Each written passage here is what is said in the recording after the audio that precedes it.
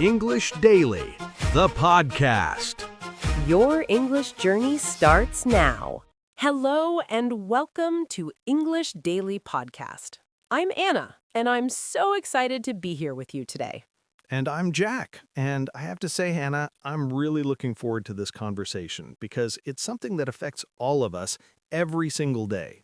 Absolutely, Jack. Whether we're at work, having dinner with family, or chatting with friends, there are always moments when we need to disagree with someone, and doing so politely can feel like walking through a minefield. That's exactly right. And today we're going to dive deep into the art of polite disagreement in English. This is particularly important for our C1 advanced learners because it's not just about grammar anymore. It's about tone, social intelligence, and understanding the subtle nuances that make native speakers sound respectful even when they're actually challenging someone's position. That's such a great point, Jack. At the C1 level, you might already have excellent grammar. You might be able to discuss complex topics. But if you don't know how to soften your language, you might come across as blunt or even rude without realizing it. Exactly. And that's why we've created this episode. We're going to cover hedging language, softening phrases, the difference between certain expressions, and give you plenty of examples you can start using immediately. So let's get started. But before we dive in, let me just say that if you're listening to this and you haven't subscribed yet, please do. And leave us a review if you find this helpful. It really helps us keep making content for you. Absolutely. And now, let's talk about why this skill is so crucial in our daily lives. Jack, before we get into the technical aspects, can you share why you think this topic is particularly relevant for English learners today? That's a great question, Anna. I think what I've noticed is that many English learners, even at advanced levels, often feel confident about their grammar and vocabulary, but then they find themselves in situations where they unintentionally offend people or create tension because they don't know how to soften their message. Yes, and I've had that experience myself. When I was learning English, I remember thinking that being direct was the same as being honest, and I didn't realize that directness can sometimes come across as rudeness. Absolutely. And I think there's also a misconception that polite disagreement means you're not being genuine or that you're being weak. But that's not true at all. It's actually a sign of emotional intelligence and communication skills. Exactly. So, with that in mind, let's dive into our first subtopic. Anna, let me start with a question for you. Can you think of a time when you had to disagree with someone, but you were really worried about how it would come across? Oh, absolutely. I remember when I was working on a team project a few years ago, and my colleague suggested a marketing strategy that I really thought wouldn't work. But I didn't want to hurt her feelings or make her feel like her idea was stupid. Right, and that's such a common situation. So what did you say? Well, looking back, I think I wasn't as graceful as I could have been. I basically said, I don't think that will work. And I could see she got a bit defensive. That's interesting. And do you think if you had used some hedging language, the conversation might have gone differently? Definitely. I think if I had said something like, I see what you're going for there, and I'm wondering if we might run into a few challenges with that approach, it would have felt much more collaborative. Exactly. And that's the heart of what we're talking about today. Polite disagreement isn't about being fake or insincere. It's about creating space for different opinions while maintaining the relationship. And I think it's important to understand that in many English-speaking cultures, especially in professional settings, direct disagreement can be seen as confrontational or even aggressive, even if that's not your intention. Yes, and this is where cultural awareness comes in. In some cultures, being direct is valued and respected, but in English-speaking business culture, particularly in the UK, the US, and Australia, there's a strong preference for softening your language when you disagree. And this is why hedging is so important at the C1 level. It's not that you're being weak or unclear. You're actually being more effective because people are more likely to listen to your perspective when it doesn't feel like an attack. Let me give you another example from my own experience. I was in a meeting once where someone suggested a timeline that I knew was unrealistic. I said, "I don't think that's achievable in that time frame." And the whole room went quiet. Oh no, what happened? Well, the person who suggested it got very defensive, and the rest of the meeting became tense. Later, a colleague told me that I should have softened my approach, and honestly, they were right. If I had said, "That's an interesting approach, I'm just wondering if we might be biting off more than we can chew with that timeline," it would have opened up a discussion rather than shutting it down. That's such a common experience, Jack.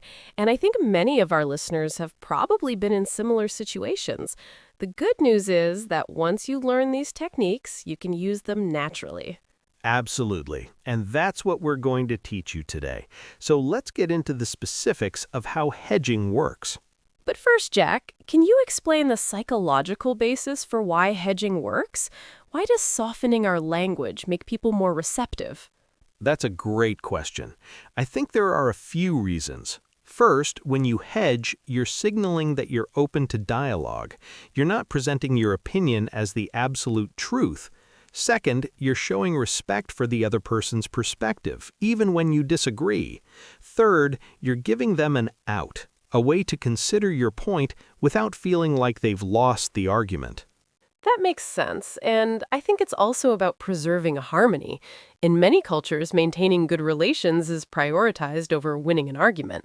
Absolutely. And that's why these skills are so valuable, not just in English, but in any cross-cultural communication.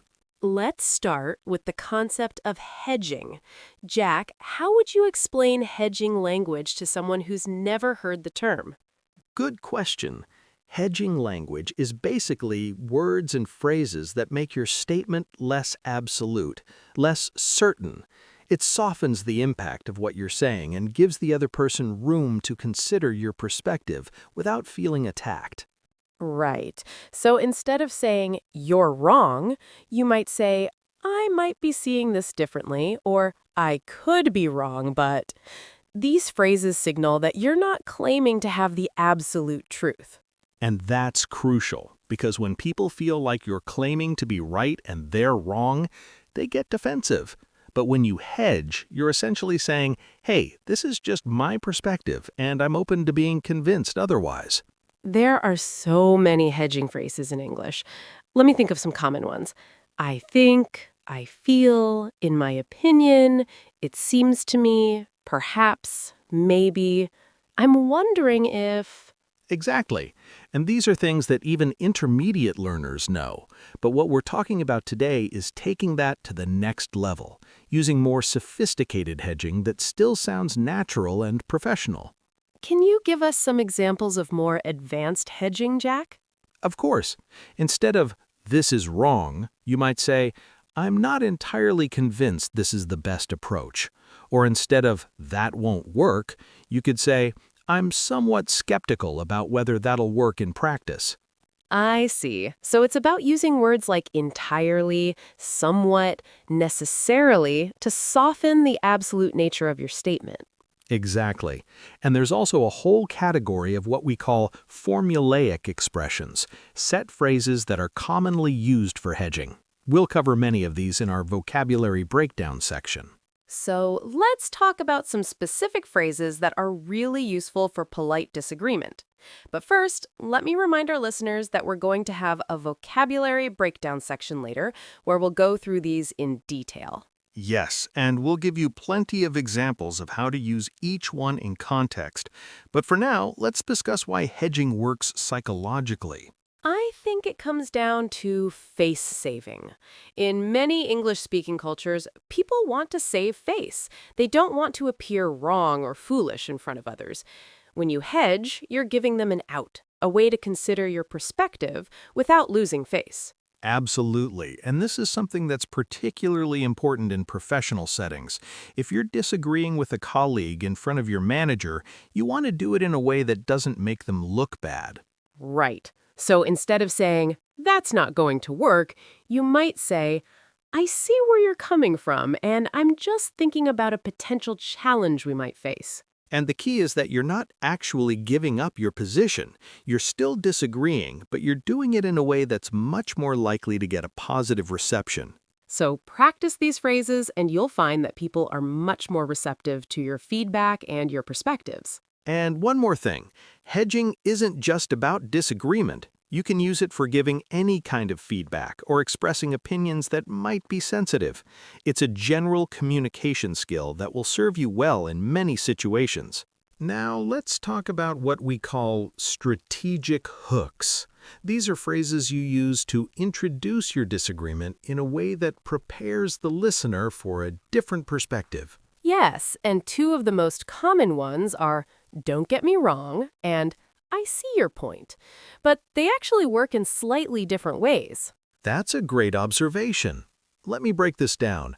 I see your point is generally used to acknowledge the other person's perspective before you introduce yours. It's like saying, I understand where you're coming from.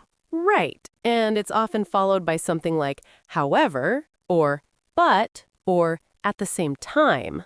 For example, I see your point about launching the product in April. However, I'm concerned about the supply chain issues we discussed last week. So, "I see your point" is like a bridge. It shows that you've heard the other person, and now you're adding your perspective. Exactly. Now, don't get me wrong is a bit different. It's used to correct a potential misunderstanding or to soften a statement that might sound critical. So, it's like you're preempting a negative interpretation? Yes. For example, don't get me wrong, I think your idea has merit, but I'm worried about the timeline. Or, I love spending time with my family, but don't get me wrong, I also value my independence. So, the difference is that "I see your point" acknowledges their argument before presenting yours, while "don't get me wrong" corrects a potential misinterpretation of what you're about to say. That's a great way to put it, and both are incredibly useful for polite disagreement. Let me give another example. If someone says, "we should definitely go with option A," and you prefer option B, you could say, "I see your point about option A's cost savings, but have we considered the long-term maintenance costs of option B?" Perfect. And notice how that sounds so much better than just saying option B is better. And if you're worried that your next statement might sound too critical, you could say, "don't get me wrong, I think this is a great project, but I'm just thinking about a potential risk." Exactly. These phrases are like padding for your words. They make the delivery softer, even if the content is the same. Jack, can you think of any other strategic hooks that are commonly used? Let me think. There's with all due respect, which is used to introduce a polite disagreement, though it can sometimes sound sarcastic if not used carefully. There's also I'm afraid, as in I'm afraid I have to disagree, and if I may say so is another one. Interesting. And I think "with all due respect" is one that learners need to be careful with because it can sometimes sound like you're being disrespectful, especially in British English. That's a great point. In fact, with all due respect is sometimes used sarcastically, so make sure your tone is genuine when you use it. So practice using both of these in your conversations. They're incredibly powerful tools for maintaining relationships while still expressing your honest opinion. Let's get into some specific phrases that you can start using today. Anna, what are some of your favorite softening phrases? Oh, there are so many. Let me think. "I might be wrong, but I'm just thinking out loud here.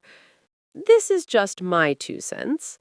If you don't mind me saying, perhaps we could consider." Great ones, and each one has a slightly different feel. I might be wrong, but is very humble. You're literally saying you could be mistaken. Right. And "I'm just thinking out loud here" is good because it signals that you're not presenting a final opinion. You're still working through the idea. This is just my 2 cents is interesting because it's very common in American English. It literally means your opinion is worth only a small amount, which is a way of being humble. And if you don't mind me saying, is a way of asking permission before you give your opinion, which is very polite. Now, let me give you some examples of these in action. If you're in a meeting and someone presents an idea you disagree with, you could say, Yes, go on. I might be wrong here, but I'm wondering if we've considered the customer feedback from the beta test. That's great. And notice how it invites a discussion rather than shutting it down. Another one, this is just my 2 cents, but what if we looked at this from a different angle? Or, if you don't mind me saying, I think there might be a few challenges with that approach.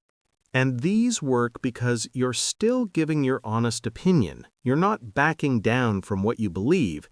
You're just presenting it in a way that's easier for the other person to hear.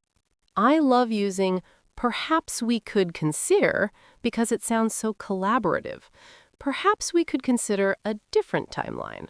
Exactly. It sounds like you're working together to solve a problem, rather than being on opposite sides.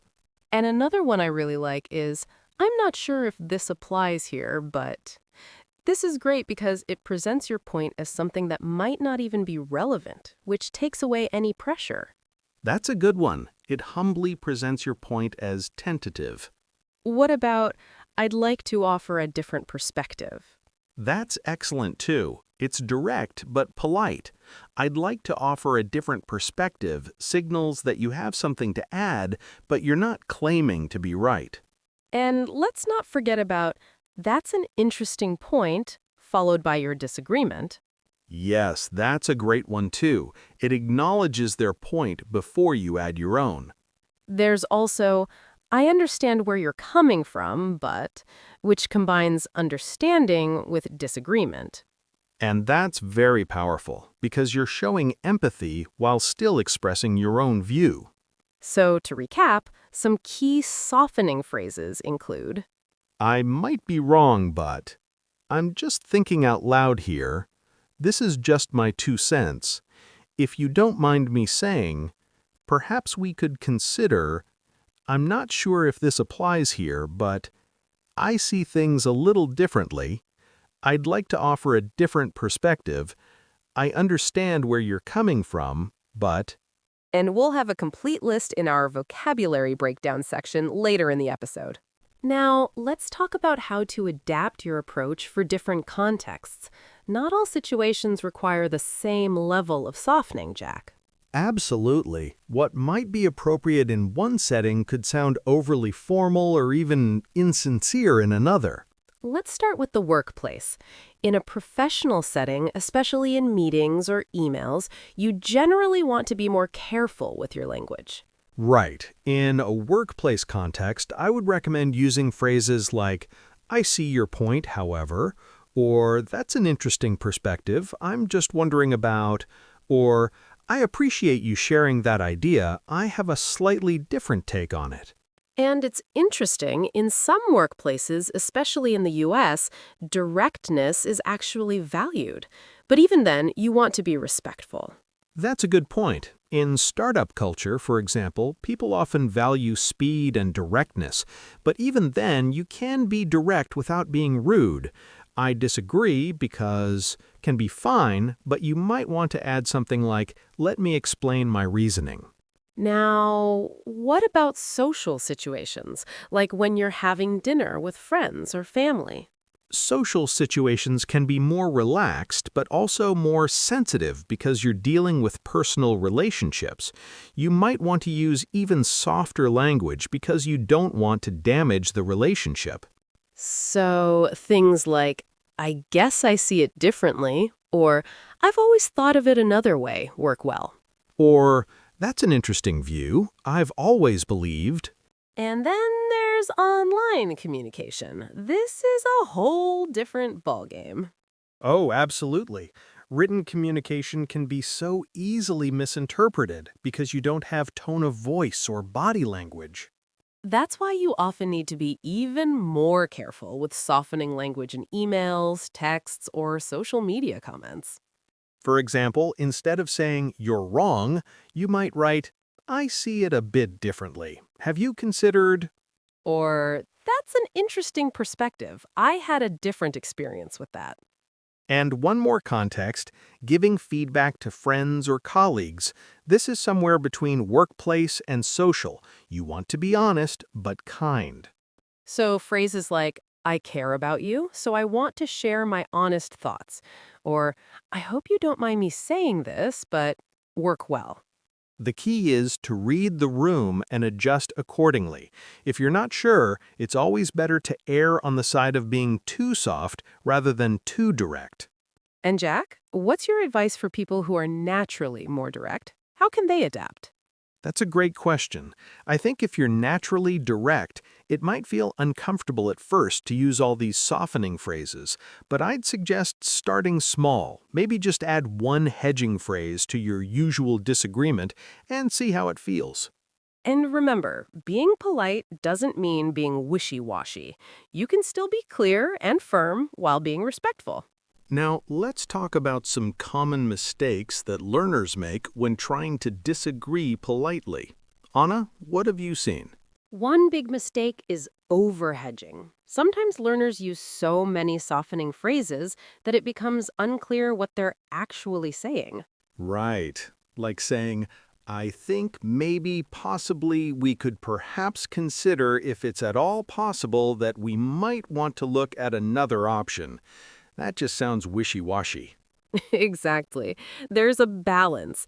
You want to soften your language, but you also want to be clear about your position. Another mistake is using the wrong tone. Sometimes learners try to be polite, but it comes across as sarcastic or passive-aggressive. Like saying, oh, that's a great idea, when you actually think it's a terrible idea. That kind of irony doesn't translate well and can be confusing. And another big mistake is using hedging for things you shouldn't be hedging about.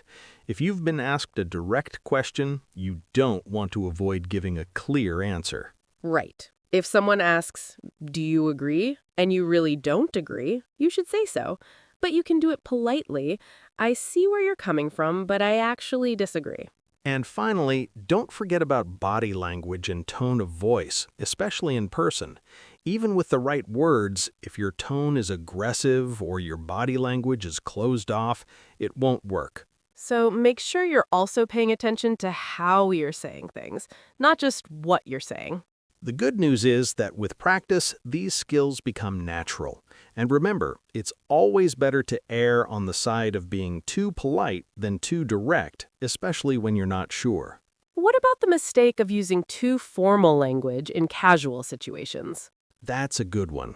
If you're having a casual conversation with friends and you use very formal hedging phrases, it can sound strange or even condescending. It's important to match the register of the situation. So instead of, if you don't mind me saying, with close friends, you might just say, no offense, but... Exactly. And that's something that comes with experience and exposure to different contexts. Now it's time for our vocabulary breakdown. Let's go through some of the key phrases we've discussed today. Here are 18 essential phrases for polite disagreement. Number 1, I see your point, however, this acknowledges their perspective before introducing yours. Example, I see your point about expanding quickly, however, I'm concerned about maintaining quality. Number 2, don't get me wrong. Use this when you want to clarify that your next statement isn't a criticism. Example, don't get me wrong, I think your presentation was good, but I have a few suggestions. Number 3, I might be wrong, but this shows humility and opens a dialogue. Example, I might be wrong, but I think we might be underestimating the costs.